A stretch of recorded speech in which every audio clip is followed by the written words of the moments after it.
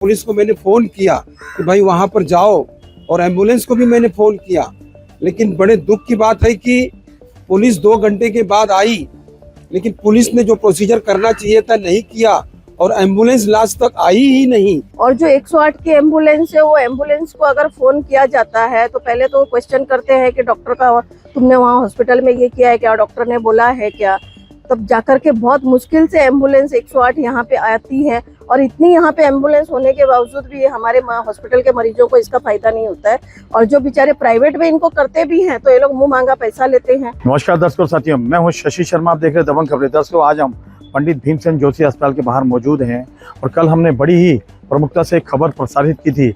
उसमें एक गरीब की किस तरह से मौत होती है, और 108 जो एम्बुलेंस की सेवा है, 112 जो पुलिस सेवा है, और उसकी लापरवाही के चलते गरीब बेचारा मौत के आगोश में चला गया। लेकिन इसका जिम्मेदार कौन?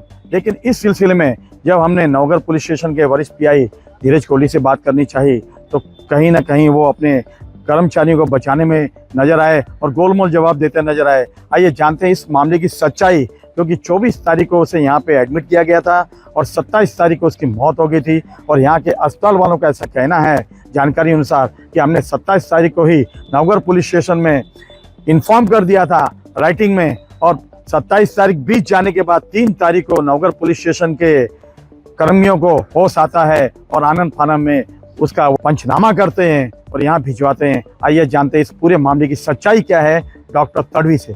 मैं 1 फरवरी 22 से यहाँ का कार्यभार लेने के बाद, मैं आने के बाद 108 के लोकेशन के लिए बहुत कोशिश कर रहा हूँ, और बार बार लेटर देकर आए वो हमारे वरिष्ठ कार्यालय को भी और कलेक्टर ऑफिस में भी, कि भाई हमको 108 का जो लोकेशन है वो पंडित भीमसेन जोशी जनरल हॉस्पिटल में देना चाहिए, क्योंकि ये 200 बेड का हॉस्पिटल है और यहाँ पे आने वाले रुग्ण अत्यवस्थ रहते हैं, और अत्यवस्थ रहने के बाद वो 108 के अंदर हम उसको विथ डॉक्टर अकम्पनी करके शिफ्ट कर सकते हैं। जिस तरह से कोई भी अननोन पेशेंट हमारे इधर आता है, हमारे इधर से पुलिस स्टेशन को उस तरह से इंफॉर्मेशन दी जाती है कि भाई इस तरह से एमएलसी आया है। मैं 1 फरवरी 22 से पुलिस चौकी के लिए, यहाँ पे 200 बेड का हॉस्पिटल है, इसके लिए मांग कर रहा हूँ, लेकिन अभी तक मुझे पुलिस चौकी भी नहीं मिली है। फिर हम क्या करते हैं कि जो पेशेंट्स हमारा सोशल वर्कर से हमारा वार्ड बॉय वो लेके जाके वो पुलिस स्टेशन को एमएलसी की नोट देता है कि भाई एमएलसी हमारे इधर ऐसा ऐसा आया है, या फिर इंफॉर्मेशन करता है कि भाई ऐसा ऐसा ये पेशेंट्स हमारे इधर आया। कभी कभी वो अननोन पेशेंट जो रहता है वो अकम्पनी विथ पुलिस रहता है, या कोई रिलेटिव के साथ, कोई सोशल वर्कर के साथ हमारे इधर आता है। हमारे इधर जब आने के बाद ना हम उसको एमएलसी करते हैं और एमएलसी के बाद उसका ट्रीटमेंट चालू करते हैं। दर्शकों, आप सच्चाई से रूबरू हुए। यहाँ के डीन चापर तड़वी ने जिस तरीके से प्रकाश डाला है, बड़ा ही शर्मनाक वाक़या है कि यहाँ के जो नेता हैं वो कोई सूद नहीं लेते। अगर 2022 से जिस तरीके से डॉक्टर तड़वी प्रयास कर रहे हैं 108 के लिए और यहाँ पे बीट चौकी के लिए, अगर वो वक्त रहते बन जाती और 108 की जो सेवा है, लोकेशन सेवा है, वो यहाँ पे शुरुआत हो जाती उसकी, तो शायद ऐसे जो गरीब जिसकी मौत हुई है उसकी मौत नहीं होती। और जो पंचनामा में इतनी तकलीफ आई है, पंचनामा करते समय पुलिस ने जो कोताही बरती है, 27 तारीख को मौत होने के बाद 3 तारीख को उसका पंचनामा किया जाता है, तो कहीं ना कहीं उससे भी निजात मिलती।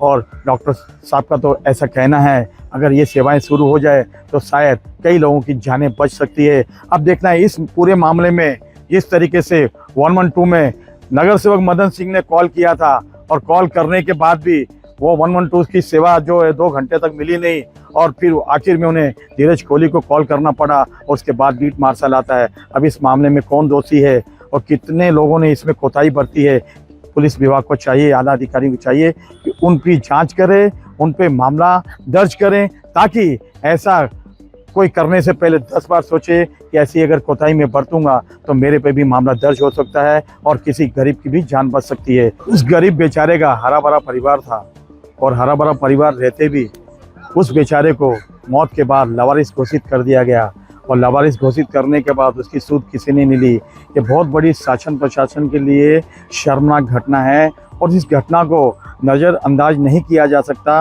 अब शासन प्रशासन को चाहिए कि दोषियों पे कार्रवाई करे। जीते जी तो उसे इंसाफ नहीं मिला, और मरने के बाद भी उसे लावारिस घोषित कर लिया गया। लेकिन अब शासन प्रशासन इस पे संज्ञान ले और उस व्यक्ति को इंसाफ दिलाए और दोषियों पे कार्रवाई करे। कैमरामैन प्रभान मिलने के साथ शशि शर्मा।